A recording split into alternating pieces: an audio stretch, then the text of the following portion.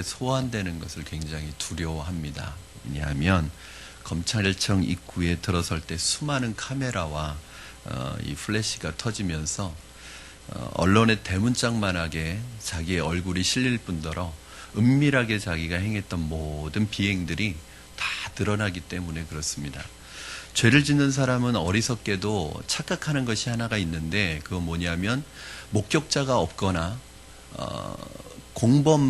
공범을 저지른 사람이 입을 닫아주기만 하면, 입을 다물기만 하면 자신의 범죄가 완전 범죄가 될 거라는 그런 착각을 합니다. 그러나 하나님이 보시고 있기 때문에 그 어떤 범죄도 완전 범죄가 될 수 없고 또 곧 만천하에 드러나게 되어 있습니다. 죄는 드러나게 되어 있습니다.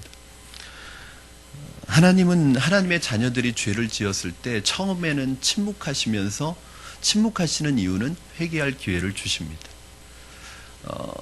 만약에 우리가 죄를 범할 때마다 하나님이 그 즉시 쳐가지고 그 즉시 징계하고 그 즉시 심판하면 아마 죄 지을 사람 없을 것입니다. 그러나 하나님께서 하나님의 자녀들이 범죄할 때 그 즉시 심판하시는 것이 아니라 회개할 기회를 침묵하시면서 주시게 됩니다. 인간인 이상 전혀 죄를 지을 수 없지만 양심의 가책을 느끼고 하나님이 양심의 꺼리낌을 주셨을 때 정말 하나님 앞에 나와서 눈물 콧물 흘려가면서 하나님 앞에 자신의 죄를 고백할 때 하나님께서 회개를 통해서 다시 하나님과의 관계를 회복할 수 있는 그런 은혜를 주시는 것이 바로 우리에게 주시는 특별한 은혜입니다.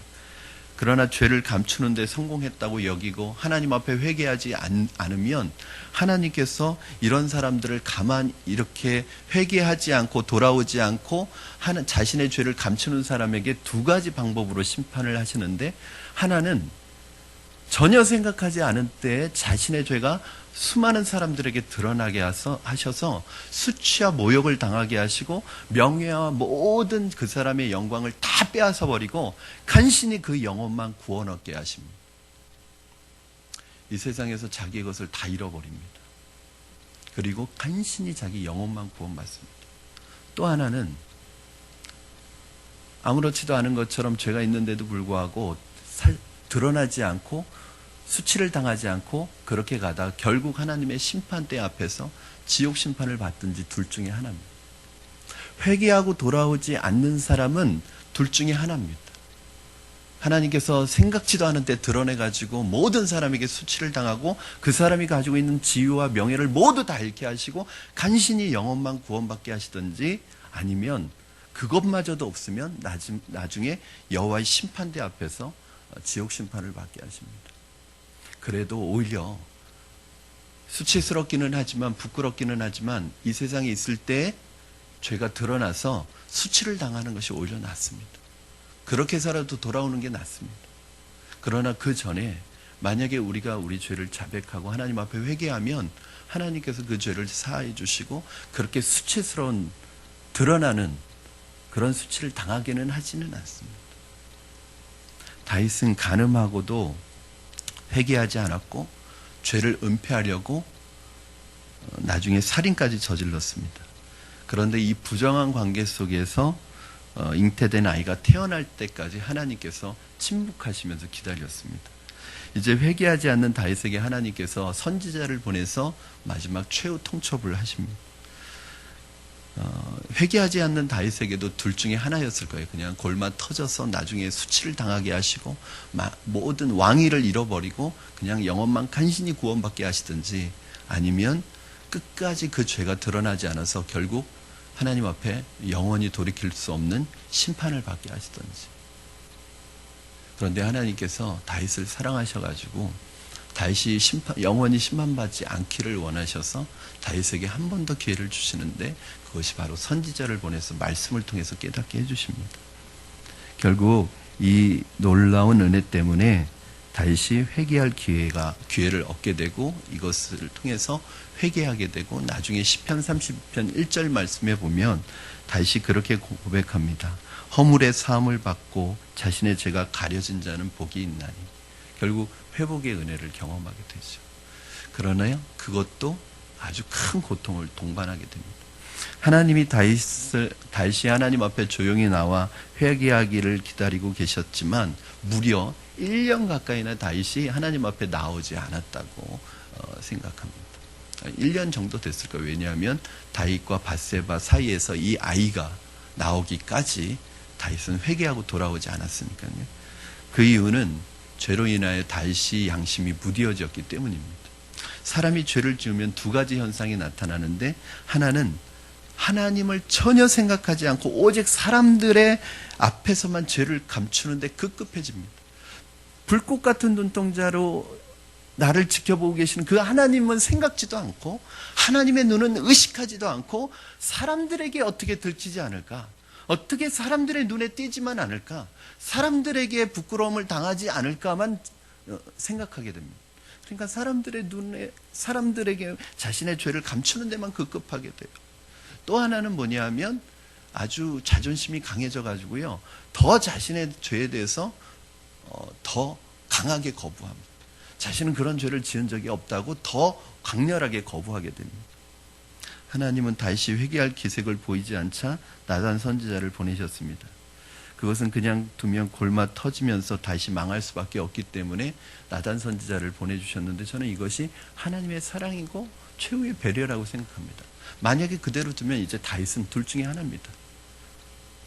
뻥 터져가지고 수많은 사람들 앞에서 수치를 당하고, 여러분 그 정도 죄를 지으면 왕위에서 폐위당합니다. 아무리 왕이라도. 두 번째는 다윗의 영혼이 지옥을 갈 거예요. 그런데 하나님께서 다윗을 사랑하셔서 이게 최후 통첩입니다. 만약에 이 나단 선지자를 통해서 말씀으로 경고하는데도 다윗이 회개하고 돌아오지 않았다면 다윗은 이제 더 돌이킬 수 없었겠죠. 하나님께서 다윗에게 나단 선지자를 보내신 것은 그에게 말씀을 주시는 것입니다. 대개 죄인들은 할 수만 있으면 끝까지 죄를 부인하기 때문에 도저히 더 이상 부인할 수 없을 정도로 확실한 증거를 갖다가 딱 대야지 부인하지 못하는 것. 그런데 하나님께서는 다윗에게 그렇게까지 하지는 않으셨어요. 왜냐하면 적어도 하나님이 생각할 때 다윗은 말씀의 사람이었고 말씀을 붙드는 사람이었기 때문에 말씀으로 치료하기를 원하셨습니다. 그래서 직접적으로 가서 너 죄인이지 이렇게 얘기하시지도 않으셨어요. 어떻게 하셨어요? 간접적으로 나단 선지자를 통해서 비유를 들어가지고 비유를 통해서 간접적으로 자신의 죄를 고백하게 만드셨습니다. 저는 이것이 하나님께서 다윗을 얼마나 배려하고 계시는지 알 수 있는 것이죠. 하나님이 다윗에게 용서받을 기회를 주신 이유가 어디에 있습니까? 아마 다른 정치인들은 이 정도의 죄에 빠지면 절대로 살아나올 수 없습니다. 결국 이 세상에서 망하게 되어 있습니다. 그러나 하나님은 다윗에게 회개할 기회를 주셨습니다. 이유는 다윗이 말씀을 붙드는 자였기 때문입니다. 하나님의 말씀은 멸망할 수밖에 없는 자를 살려내는 능력이 있습니다. 우리가 인간인 이상 죄의 유혹을 받지 않을 수는 없지만 말씀을 붙들고 살아가면 보이지 않는 이 죄의 유혹을 우리가 말씀을 붙들고 살아가면 이 말씀이 정리를 해줍니다. 이 말씀이 죄의 유혹을 이길 수 있게 해주십니다. 이 말씀 붙들고 살아갈 때 우리가 죄를 이길 수 있는 은혜를 주십니다. 아무리 마음속에 유혹을 느낀다고 해도 하나님이 죄지을 기회를 허락하지 않습니다. 그런 다윗에게 어떻게 이런 일이 있을 수 있을까? 사람 참 모르는 일입니다. 믿었고 저 사람만은 그런 사람이 아니라고 생각했던 사람이 무너질 수 있는 거예요. 그러니까 누구도 자신에 대해서 안심하면 안 됩니다. 그럼 다윗이 누가 이렇게 한순간에 무너질 거라고 생각했어요? 다윗 자신조차도 그렇게 생각하지 않았을 거예요. 그런데 그 나태함과 그 안일함을, 영적인 긴장감을 푸는 순간 게으름이 찾아오고, 이 게으름은 얼마든지 사람을 무너뜨릴 수 있습니다. 하나님은 다윗이 엄청난 죄를 지었고, 특히 하나님이 침묵하시는 동안 회개하지 않았음에도 불구하고 용서할 기회를 주셨습니다. 무엇보다도 그리스도인들의 죄를 하나님 앞에서 내놓지 않는 것은 굉장히 위험한 일입니다. 그러면 그 죄가 가만히 있지 않고 속으로 들어가서 골마 터지게 됩니다. 그러면 도저히 수습할 수 없는 지경에 이르게 됩니다. 사랑하는 여러분, 저는 그런 생각을 해봤어요. 오늘 여러분에게 이런 죄가 있을까? 다윗에게는 아마 완전 범죄였을 것입니다.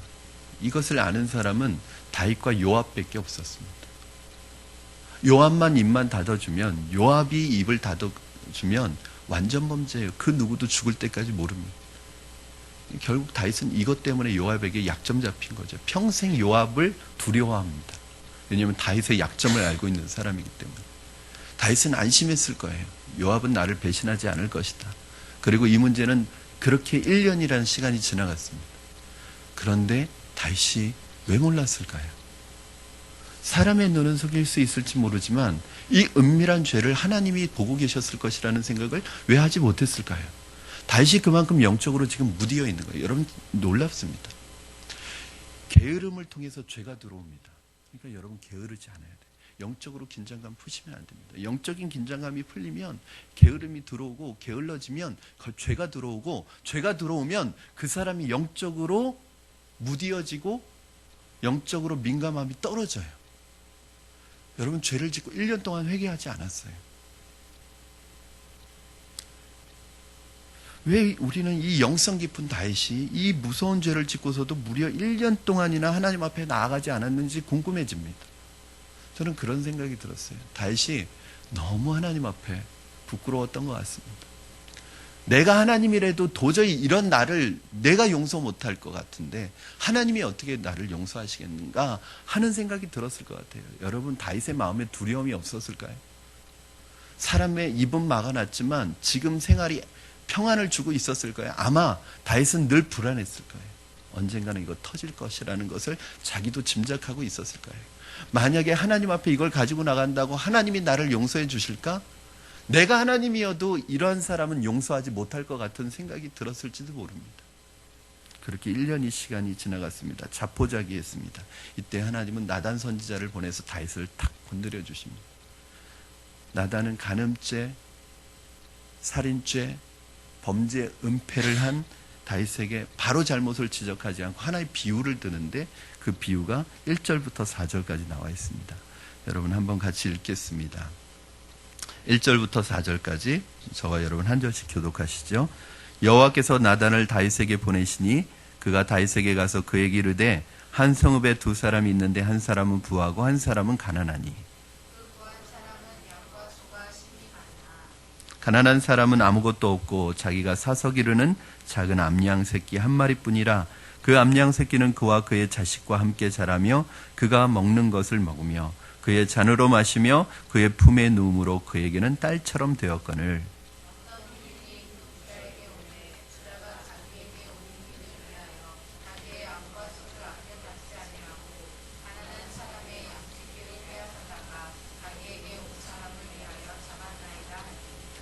나단 선지자가 왕에게 한 이 이야기의 주인공은 아주 고약한 욕심쟁이 부자였습니다. 이 부자는 자기의 손님을 대접하기 위해서 자기 소나 양을 잡은 게 아니라 한 가난한 사람의 양을 빼앗아 양 새끼를 빼앗아서 그것으로 대접했답니다. 아마 이 가난한 사람은 이 부자의 종이었든지 아니면 소작농이었을 수도 있습니다. 그렇기 때문에 이 부자가 요구하는 것을 거절하지 못했을 수 있습니다. 여러분 자기의 종이든지 일꾼이든지 일을 시킬 수는 있습니다. 그러나 아무리 주인이라고 하더라도 아무리 일꾼이라고 하더라도 그 일꾼과 종의 행복한 사생활의 권리까지 빼앗을 권리는 주인에게는 없습니다. 여러분 이 사람에게도 자신의 작은 행복을 누릴 수 있는 권리를 하나님께서 다 주셨습니다. 작은 행복을 누리며 살아갈 수 있는 그 행복을 이 사람에게도 주셨습니다. 근데 이 부자의 잘못은 무엇이냐면 자기의 행복을 위해서 자기의 유익을 위해서 다른 사람의 행복쯤은 망쳐도 상관없다고 생각하는 사람이에요. 자기의 유익을 위해서 자기의 욕심을 채우기 위해서 다른 사람의 행복을 짓밟을 수 있는 사람입니다. 이런 사람이 진짜 악한 사람입니다. 여러분 어떤 사람이 악한 사람이에요? 자기의 행복을 위해서 자기의 유익을 위해서 다른 사람의 눈에 피눈물 나게 하는 사람, 다른 사람의 행복을 짓밟는 사람입니다. 여러분 이런 사람이요 하나님이 결코 용서하지 않으십니다. 다윗은 나단 선지자의 비유가 실제로 일어난 일이라고 생각을 했던 거예요. 보고를 받았다고 생각한 거예요. 그래서 다윗의 반응이 어떠냐면 그 사람은 마땅히 이스라엘에서 죽여야 될 사람이라고 그렇게 얘기합니다. 5절에서 6절 말씀 같이 읽겠습니다. 시작.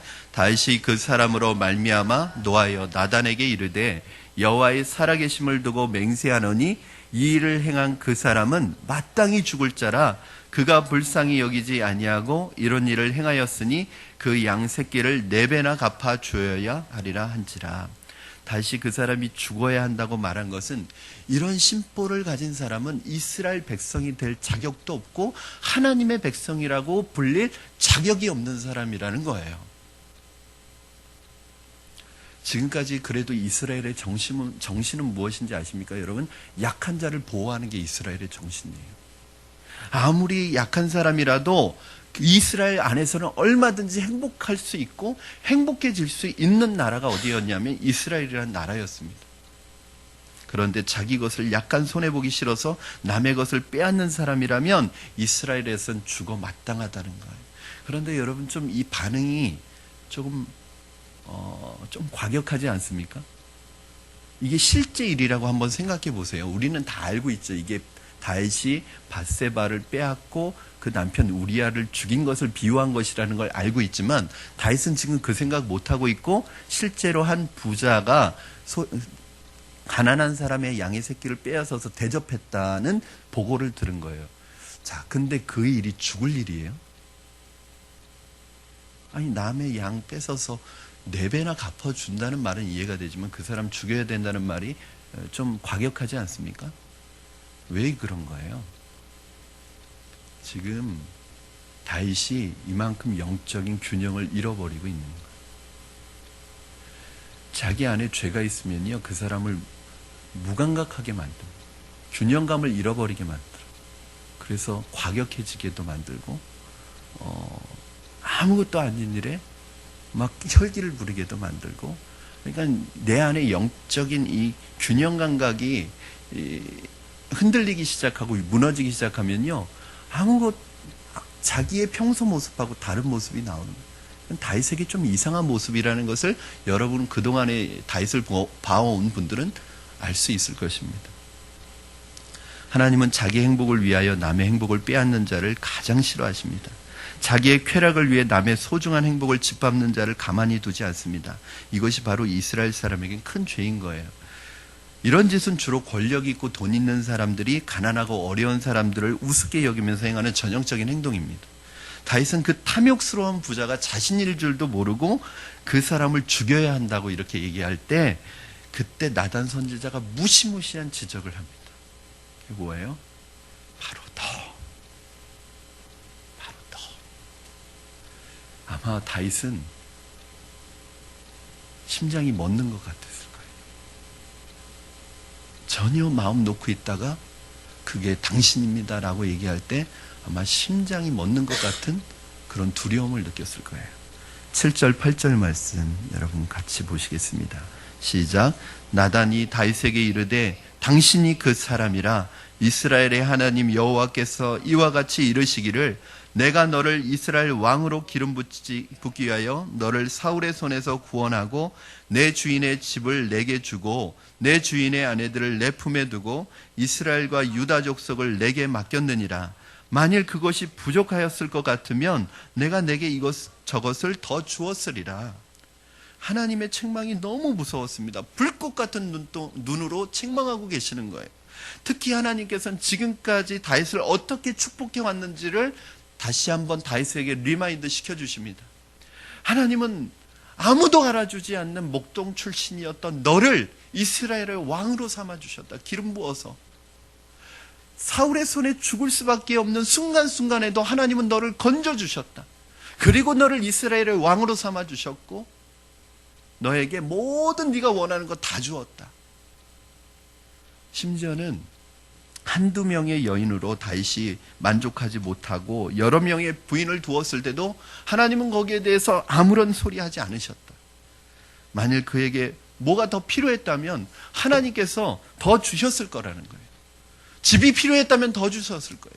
돈이 필요했다면 하나님이 더 주셨을 거예요. 재물이 필요했다면 더 주셨을 거예요. 하나님은 다윗에게 진노하시는 이유가 뭐냐면 네가 원하는 것이면 내가 더 주었을 텐데 왜 죄를 지어서 내 욕심을 채우느냐. 아무것도 가진 것 없이 오직 아름다운 부인 하나만이 그 사람에게 전부였던 그 부인을 뺏어서 왜 내 욕심을 채우느냐. 왜 네 정욕을 채우는 데 썼느냐. 이게 하나님 앞에 안타까운 거예요. 네가 원하였으면 내가 더 주었을 수 있었다. 돈이든 집이든 무엇이든 심지어는 너에게 아내를 더 둘 수도 있었다.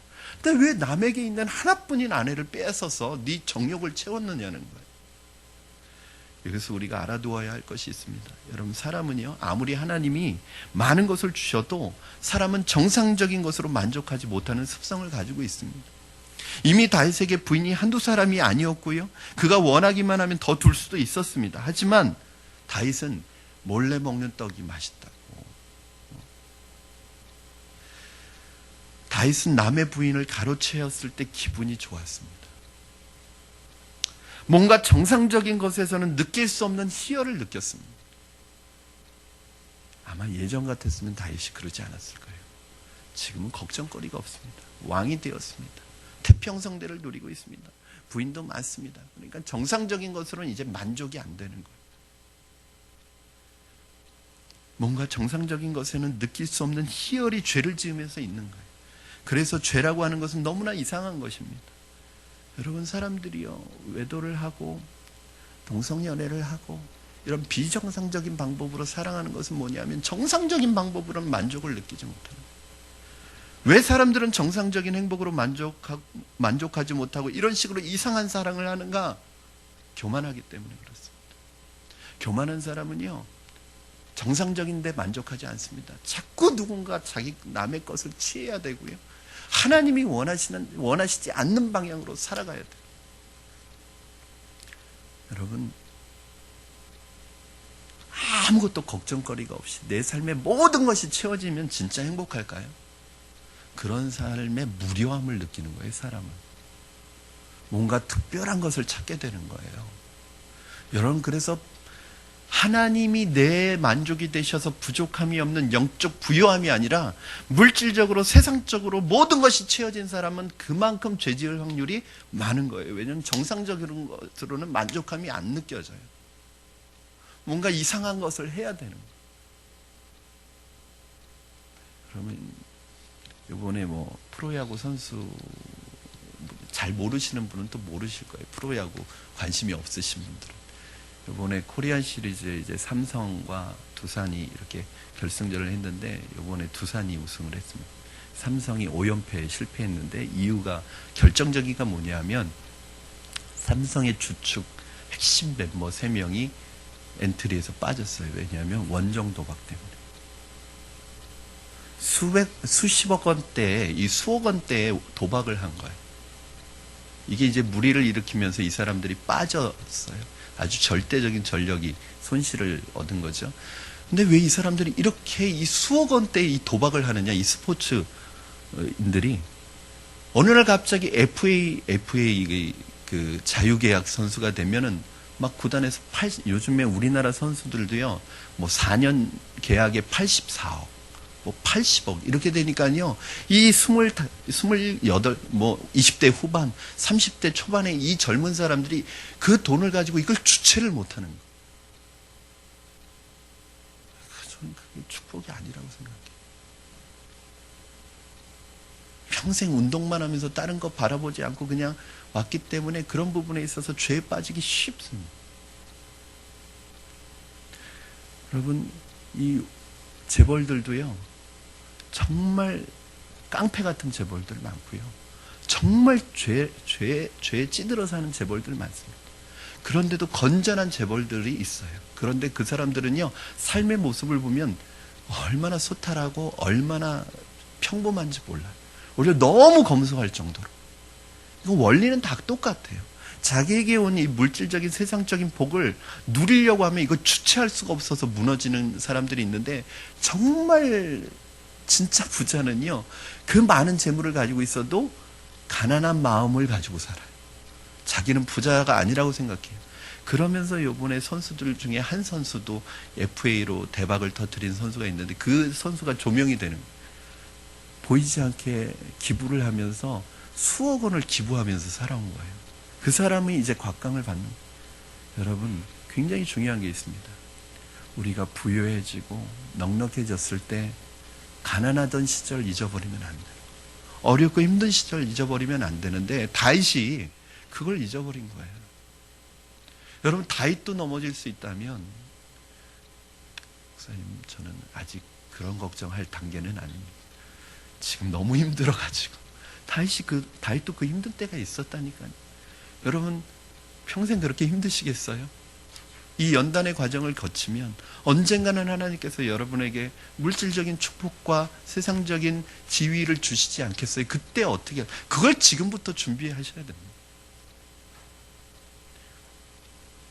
우리가 교만해지지 않기 위해서 가끔씩 과거에 어렵고 비참했을 때와 지금을 비교해 볼 필요가 있습니다. 처음에는 하나님의 연단을 받느라고 많은 것을 가지지 못했습니다. 다윗은 왕이 되기 전에는 고생을 많이 했습니다. 사울에게 쫓기기도 하고 숨을 데가 마땅치 않아서 가족들을 모압 왕에게 맡기기도 했습니다. 그러나 그것은 어디까지나 훈련이었습니다. 그 후에 하나님이 해주지 않은 것이 무엇이 있습니까? 집을 주시지 않았습니까? 여러분, 다윗이 원하는 건 하나님이 안 해주신 것이 무엇이 있습니까?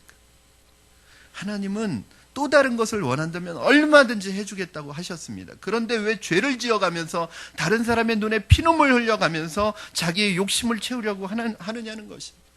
여러분, 한번 우리가 이거 생각해 봐야 됩니다. 내가 행복해지기 위해서 다른 사람 눈에 눈물 흘리는 사람은 없는가? 내가 행복해지기 위해서 다른 사람 눈에 피눈물 흘리게 하는 사람이 없는가? 만약에 여러분 그런 마음이, 그런 것이 있다면요, 그 사람이 가서 하나님 앞에 아마 다 잃을 거예요. 하나님, 너무 억울해요.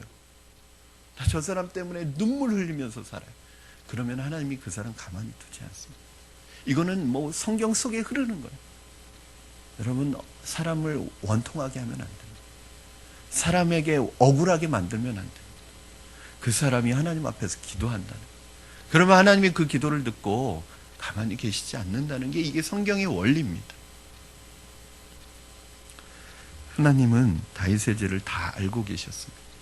우리 9절 말씀 같이 읽겠습니다. 시작.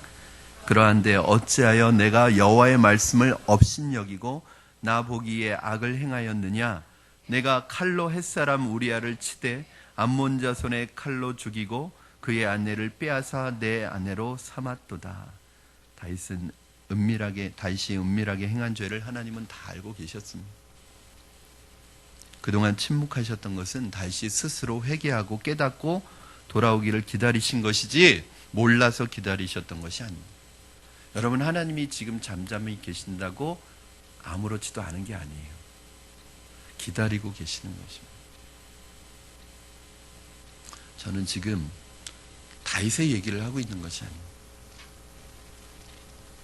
우리도 어쩌면 하나님 앞에서 고백해야 될, 돌아와야 될 문제가 있는 사람인지 모르겠습니다. 또 언젠가는 우리가 이러한 위치에 처하게 될 수도 있습니다. 그때 여러분, 하나님 앞에 빨리 돌아오셔야 합니다. 하나님이 기회 주시고 하나님께서 시간 주실 때 더 늦지 않도록 끝없이 기다려주시지는 않을 거예요. 기다려주시고 지금 시간 주실 때 돌아와야 합니다. 다윗이 남의 아내와 간음을 한 것은 큰 죄였습니다. 그러나 더 큰 죄는 뭔지 아세요, 여러분? 그 죄를 은폐하기 위해서 그 아내의 남편을 죽이고 그 아내를 자기 아내로 삼은 것. 이건 도대체 하나님 앞에서 용서받을 수 없는 죄입니다. 여러분, 우리아가 얼마나 억울했겠습니까? 우리아에게 있어 죄가 뭐예요? 이쁜 아내 둔 죄밖에 더 있습니까? 왕에게 충성스러웠던 것, 그 죄밖에 더 있습니까? 우리아가 얼마나 억울하게 죽었겠어요? 다윗의 이 간음죄와 살인죄와 범죄를 은폐한 이 죄를 지었을 때 여러분, 중요한 것은 죄에는 뭐가 따라요? 반드시 결과가 따릅니다. 오늘 이 다윗에게 어떠한 결과를 하나님께서 죄에 대한 책임을 물으셨냐면요. 세 가지로 책임을 물으십니다. 세 가지 재앙을 말씀하시는데 첫 번째는 다윗의 집에서 칼이 떠나지 않을 것이라고 말씀하십니다. 10절 말씀 우리 같이 읽겠습니다. 시작. 이제 내가 나를 업신여기고 햇사람 우리아의 아내를 빼앗아 내 아내로 삼았은즉 칼이 내 집에서 영원토록 떠나지 아니하리라 하셨고, 여러분, 은밀한 죄, 사람을 속일 수 있을지만 모르지만 사람을 속이려는 사람의 눈만 의식해서 사람에게 들키지 않으려고 하는 은밀한 죄는요, 어떤 죄냐면 하나님을 업신여기는 죄래요. 여기 계속 말씀하고 있잖아요. 2번 반복했잖아요. 지금 나를 업신여겼기 때문에. 그러니까 우리가 죄를 짓는 건 뭐 하는 거예요? 하나님을 업신여기는 거예요. 내 집에서 칼이 떠나지 않게 하신다. 다윗이 하나님께서 주신 것으로 만족하지 않고 남의 여자를 빼앗기 위하여 그 남편을 죽였기 때문에 다윗의 집에서 끊임없이 살육이 일어날 것이다. 즉 자기 욕심을 위해 남의 행복을 빼앗고 피눈물 흘리게 있기 때문에 자기 눈에서도 피눈물 흘리게 할 것이다. 그리고 실제로 다윗의 집에 이러한 일이 일어납니다. 그렇죠? 다윗의 그 자녀들은 배가 다른 자녀들이죠. 엄마가 여럿 있었죠. 그러니까 이 배다른 형제들끼리 어떤 일이 일어나요? 간음하는 사건이 일어나고요. 오빠가 여동생을 간음하는 사건이 일어나고요. 또 거기에 원수를 갚으려고 형제가 형제를 죽이는 사건이 일어나고요. 여러분, 그 집안 안에서 피 튀기는 전쟁이 일어나는 거예요. 나중에는 그 아들들 중에 하나가 아버지에게 칼을 들이대는 구테타를 일으키는 일도 일어납니다. 여러분, 이게 왜 그럴까요? 다윗이 자기 정욕을 참지 못했기 때문에 자식들도 그렇게 하고, 다윗이 자기의 정욕을 참지 못해서 사람을 죽인 것처럼 자식들도 그렇게 사람을 죽일 것이라는 거예요. 사랑하는 여러분, 이렇게 부모의 행동이, 부모가 죄를 저지른 결과가 자녀들에게 보이지 않게 영향을 끼친다는 사실을 여러분 기억하셔야 합니다. 이미 다윗은 여러 부인을 두고 있기 때문에 갈등의 요소들을 가지고 있었어요. 여러분, 배다른 자식들이 서로 얼마나 서로 시기하는지 아세요? 한 배에서 나온 자식들도, 형제들도 서로 시기하는데, 서로 다른 배에서 나온 자식들, 그리고 그게 왕가의 일이라면 그 왕위를 두고 얼마나 시기와 질투가 심한지 아세요? 이미 야곱의 12아들 사이에도 이런 시기와 질투가 심해서 결국 요셉이 죽을 뻔했고 이 종으로 팔려갔잖아요. 그런데 이 다윗의 아들들 사이에 일어나는 질투는요, 단순한 미움과 증오가 아니라 칼부림을 해서 사람을 죽이고 서로 간음하는 데까지 나타났단 말이죠. 왜 그랬느냐? 그 이유는 다윗이 하나님을 업신여기고 살인과 간음을 저질렀기 때문에 그 살인과 간음이 그 다윗의 집안에서 계속 일어난다는 거예요. 그래서 부모는 자식들이 망하지 않게 하기 위해서라도 죄를 지으면 안 됩니다. 자식은 부모가 한 짓을 그대로 따라하게 마련입니다. 아버지가 술 마시고 어머니를 때리는 것을 자식이 보면 자식도 그렇게 합니다. 아버지가 바람이 나서 엄마를 버리고 도망가면 자식도 그렇게 할 가능성이 있습니다. 또한 이런 정상적이지 못한 가정에서 자라면 정신적인 질병에 걸리거나 자살 같은 것을 할 가능성이 높다는 것이 통계입니다.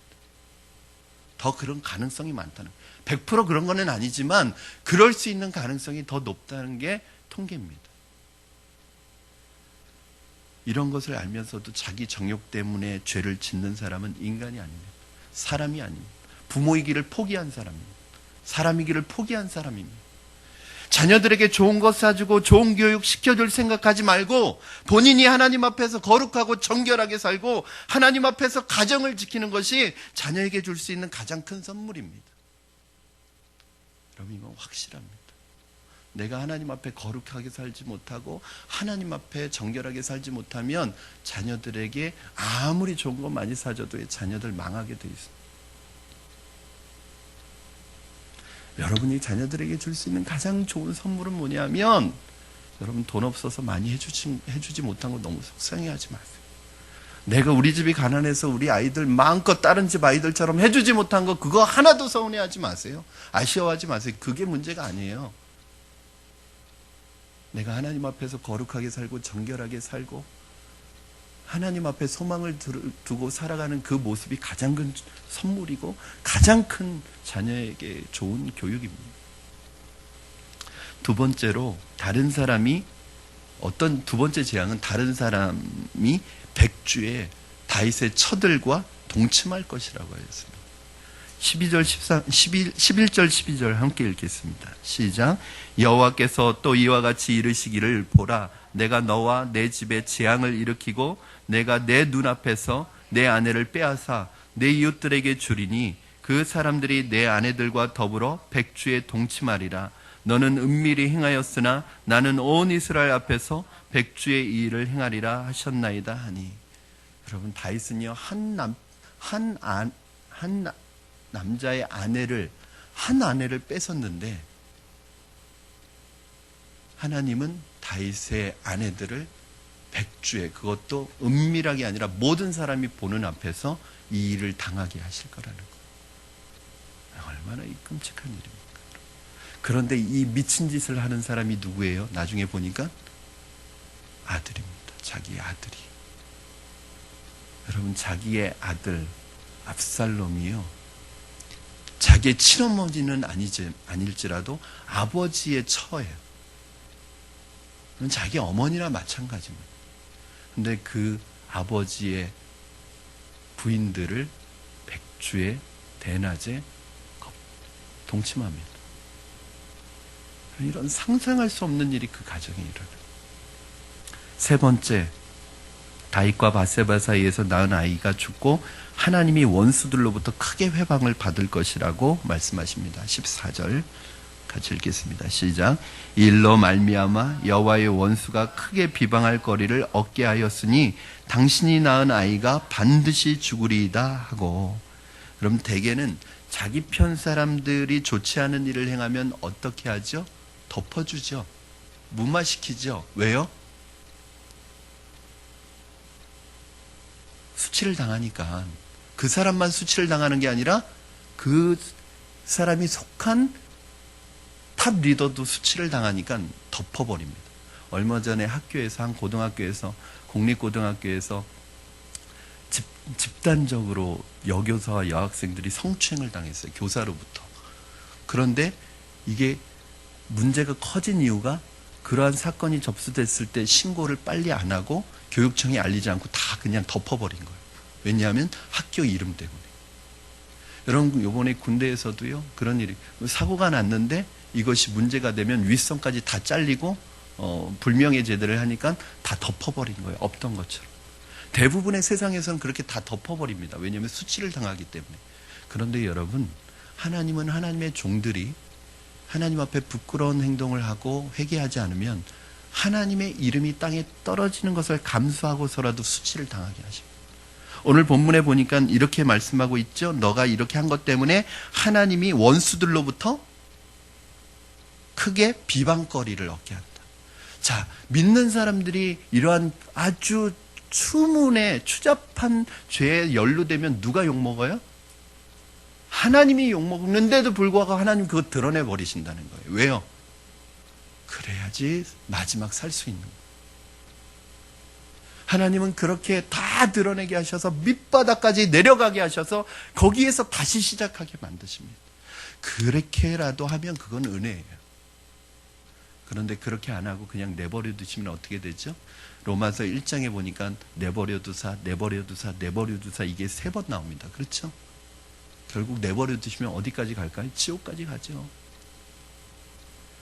내가 예수 믿었으니까 아무리 죄져도 난 천국 갈 거야. 천만에요. 그런 생각을 하는 것 자체가 그 믿음이 진짜 믿음이 아니란 말이에요.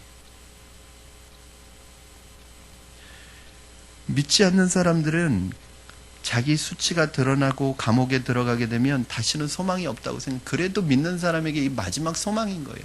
그럼 밑바닥까지 내려가는 그러한 일을 겪어도 하나님께서 그 사람을 다시 고쳐서 사용하시기 때문에 아직 소망이 있는 거예요. 그런데 믿지 않는 사람들은 이렇게 바닥까지 내려가면 소망이 없다고 생각하고 극단적인 생각을 합니다. 그래서 요즘 우리 사회에서는 지도층 인사들이 검찰 조사를 받거나 이런 자기의 수치가 드러날 것 같으면 어떻게 하냐면 자살을 합니다. 그러나 하나님의 백성들은 아무리 비참한 자리에 떨어져도 회개하면 하나님이 다시 일으켜 세워주십니다. 본문에서 다윗은 책망하는 하나님의 말씀을 듣고 그래도 용기를 내서 회개합니다. 우리 13절 말씀 같이 읽겠습니다. 시작. 다윗이 나단에게 이르되 내가 여호와께 죄를 범하였노라 하매 나단이 다윗에게 말하되 여호와께서도 당신의 죄를 사하셨나니 당신이 죽지 아니하려니와. 여러분, 이게 그렇게 어려워요? 내가 여호와께 죄를 지었나이다, 범하였노라, 이 한마디 떨어지자마자 뭐가 돼요? 여호와께서 사하셨다. 하나님이 이 한마디 듣고 싶으셨던 거예요. 여러분, 이 한마디 하기가 그렇게 어려운가요? 죄 지었을 때 하나님 내가 죽을 죄를 지었습니다, 이 한마디 하기가 사람은 그렇게 어려워요. 아담이여 범죄하고 나서 내가 왜 이것을 먹었느냐, 왜 내가 먹지 말라는 선악과를 먹었느냐 말할 때 하나님 제가 잘못했어요 하면 그 한마디 하면 되는데 하나님이 내게 주셔서 함께하게 한 이 여자가 그랬다고. 가인아 네가 어디 있느냐, 하나님이 기회를 주실 때 가인아 내 아우 아벨이 어디 있느냐 물으실 때 하나님 제가 죽였어요, 저를 용서해 주세요, 이 한마디 하면 되는데 내가 내 아우를 지키는 자입니까? 여러분, 사람들이 회개할 것 같은데 안 해요. 분명히 자기가 잘못한 거 알면서도 회개의 이 한마디가 안 떨어진단 말이에요. 그런데 하나님은 그 한마디 들으시려고 지금 기다리고 있는 거예요. 이 한마디 하자마자 바로 뭐예요? 사하였느니라. 내가 내 죄를 자백하면 저는 미쁘시고 이로사 내 죄를 사하시고 모든 불의에서 우리를 깨끗게 하실 것입니다. 우리가 생각하기에 나단이 이 정도로 심하게 저주했으면요 아마 다윗이 더 반발했을 것 같은데 다윗이 바로 회개를 합니다.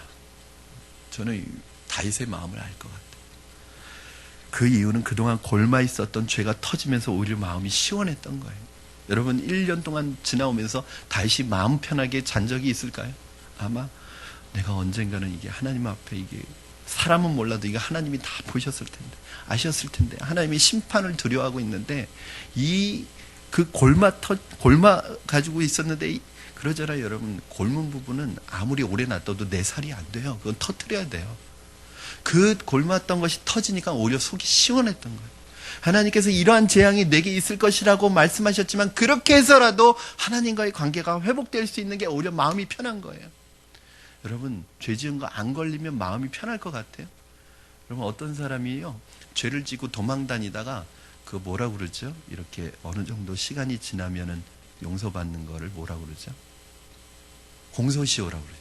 공소시효 하루 전날 자수했대잖아요. 그리고 이 사람이 고백하는 게 뭔지 아세요? 이제 마음이 편합니다.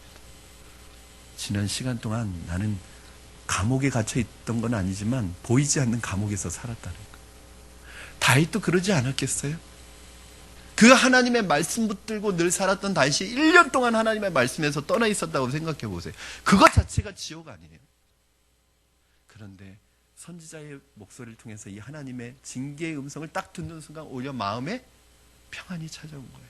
여러분, 제가 언젠가 그런 말씀 드렸죠. 그 송월타올 장로님이 하나님 떠나서 막 사업에 하다 보니까 하나님과 멀어졌을 때 어느 날 공장이 불이 화재가 나서 싹 타버렸어요. 그때 막 다른 우리의 예상으로는 하나님이 계시냐 막 이렇게 원망할 것 같은데 이 장로님이 뭐라고 그러셨다고요? 내가 이럴 줄 알았지. 그러면서 오히려 마음이 편해졌다는 거예요.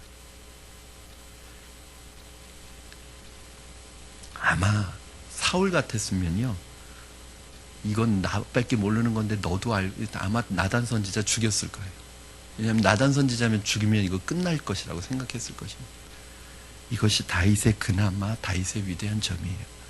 다윗의 회개를 받으신 하나님은 그에게 많은 수치와 고통을 주셨지만 왕의 직분을 빼앗지 아니하시고 끝까지 하나님을 섬길 수 있게 하셔서 결국에는 다윗의 전성기 때만큼은 아니지만 결국에는 여러분 다윗의 말년에 보면 하나님 앞에 인정받고 사랑받는 왕으로 다시 회복됐던 것을 보게 됩니다.